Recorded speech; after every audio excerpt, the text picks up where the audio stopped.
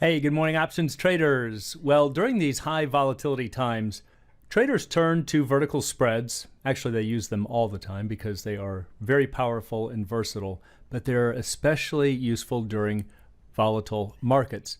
And that's because we have a long and a short. We can leg into them, leg out of them, morph them, roll them so much easier because you've got longs and shorts working together and at the same time opposing each other for some of the risks that you wish to avoid. But unfortunately, a lot of times traders don't use spreads to their fullest potential. And so what I wanted to show you here are just a couple of things that will give you some better ideas about using vertical spreads, and especially during high volatility. So before we get started, as always, please click like, and while you're at it, hit the subscribe button. It's very much appreciated and goes a long way into supporting the channel. So let's start by comparing two spreads. We're going to look at a 100-105 vertical trading for $2.02. I am, by the way, using a pricing model for all of the prices in this video.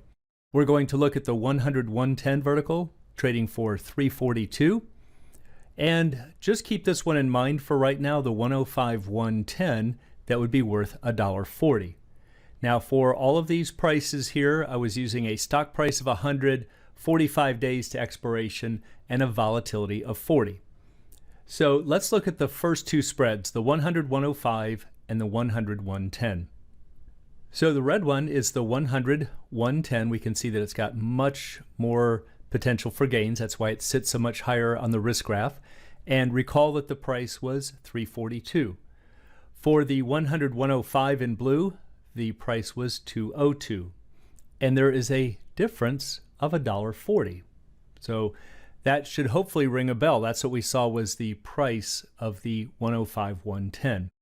Now at this point, it probably looks like the 100-110 is the better deal. It's just a little bit more, doesn't sit that much lower over here, but look at the potential gains. Well, that's possible, but it's also because we have 45 days until expiration. Watch what happens as time goes by. Here's 30 days, and what you're going to see is that these curves are going to start to separate. There's 15 days to expiration, and here are the final 5 days. So notice that this blue curve is starting to shift left. And that's because as we are getting closer to expiration, the deltas on the 100-105 are going to increase much faster.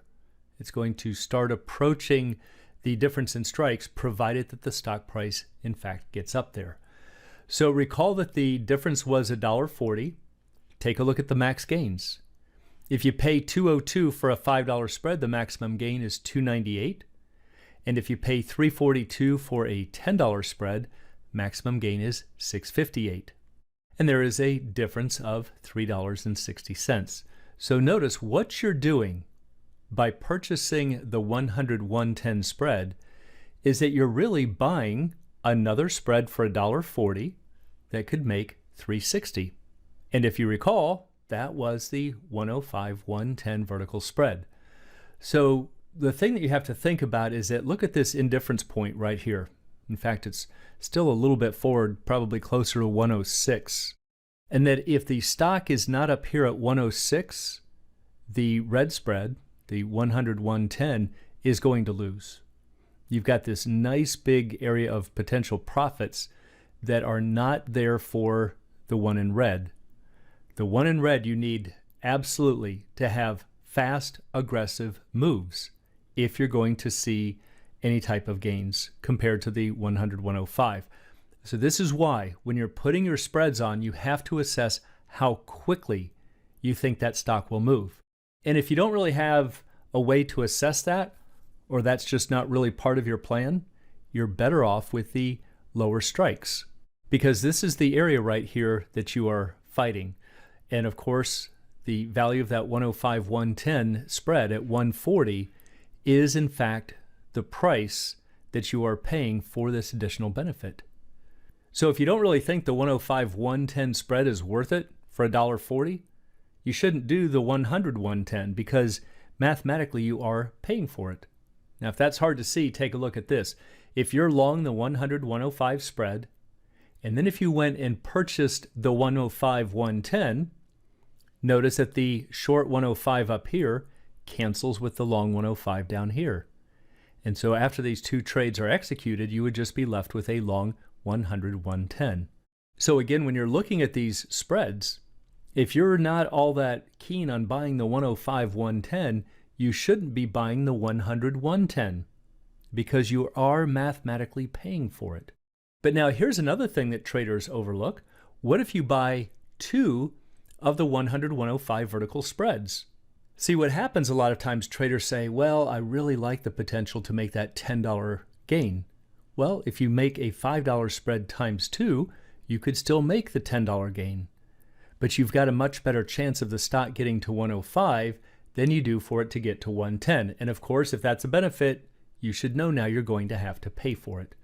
So let's compare these two spreads. Let's buy two of the 100, 105 verticals, 202 each. That's going to be 404 you're going to spend.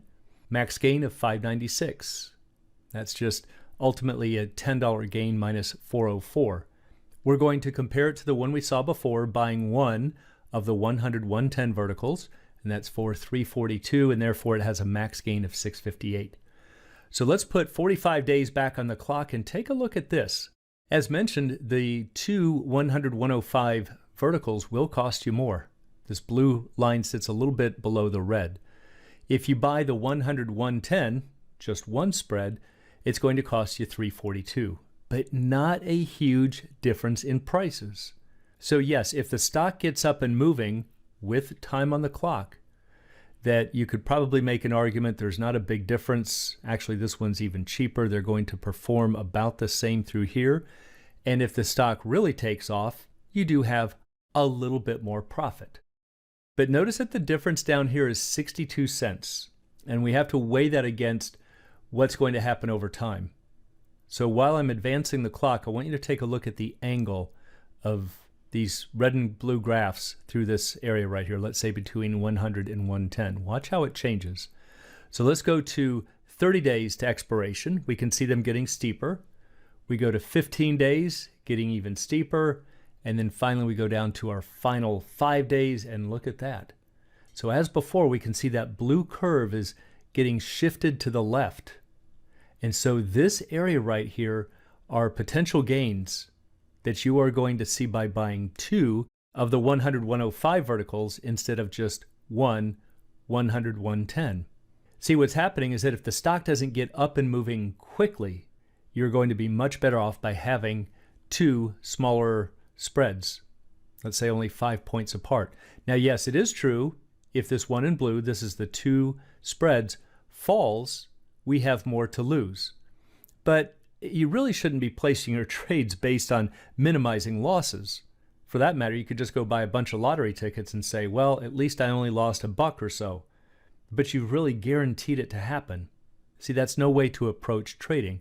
If your outlook is bullish, then you might as well take the bullish outlook that has the higher probability. So take a look at this over here too, where the crossover point is. That's up at 110. So if the stock doesn't get above 110, and keep in mind this is in the final 5 days, most traders don't hold vertical spreads this deep into expiration because your gamma gets very big, there's a lot of potential risk. And yet if you're going to make that profit up to 110, both of these spreads are the same right there in terms of the profit. That's why they're crossing over right there. But the blue curve is profitable for points below that. So you've got a little bit of a safety net through this region between 100 and 110 that you don't get for the wider strikes. So if we look at the maximum gains, it was 596 for the two 100, 105 spreads, and then 658. And the difference was 62 cents. What were the purchase prices? It was 404 and 342 for a difference of 62 cents. So again, all we've done is we've shifted our purchase price, this side of the graph, lower by 62 cents, and therefore the right side has to be lowered by 62 cents. So you have to ask yourself, is it worth it to try to save 62 cents to end up having this very large range where you're behind the 8 ball? and you really need that stock to get up and moving quickly. And even if you're right about that, and it does get up above 110, you're only better off by 62 cents. You have to say, is that really worth it? And especially during high volatility, when that's the whole purpose. We don't really know what's going to happen. So that's just one thing to really think about. Consider taking two spreads, let's say that are 5 points apart, instead of one spread that is 10 points apart. Now, obviously, there's a lot of different combinations of things we could look at. What if the stock was between the strikes? What if they were both in the money? But you will still reasonably come out with about the same analysis. Both of these curves, this red and blue curve, are either going to get shifted up or down, but the basic idea holds. So this is why it's super important to have things like the Analyze tab in Thinkorswim or your snapshot analysis in E-Trade. But you can always put these up in your broker's platform and see how they're going to change over time. So just keep that in mind. For those of you who are using spreads, there's a lot of things that go into those decisions, not just whether you are bullish or bearish. And so for anyone who'd like to learn more about the arts and science of options trading, please check out the Alpha Trader course, Strategy Lab, and a technical analysis course.